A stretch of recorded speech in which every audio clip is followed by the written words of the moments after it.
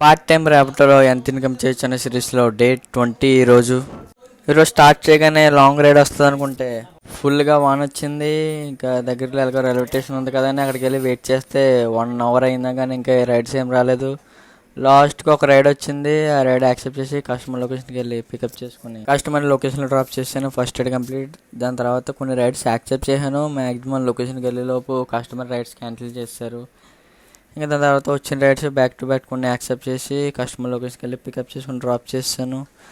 తర్వాత నేను ఉన్న లొకేషన్లో ఒక రైడ్ వచ్చింది. అది యాక్సెప్ట్ చేసి కస్టమర్ లొకేషన్కి వెళ్ళి ఎన్నిసార్లు కాల్ చేసినా అటెండ్ చేయట్లేదు. అలానే రైడ్స్ కూడా క్యాన్సిల్ చేయట్లేదు.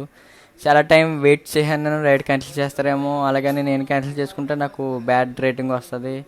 కస్టమర్కి ఇంకా కాల్ చేసి మీరు రైడ్ క్యాన్సిల్ చేయండి, నాకు లేట్ అవుతుంది, ఇంకా వేరే రైడ్స్ ఉంటాయి కదా అన్నా కానీ వాళ్ళు క్యాన్సిల్ చేస్తున్నా నాకు తెలియట్లేదు అని అంటున్నారు.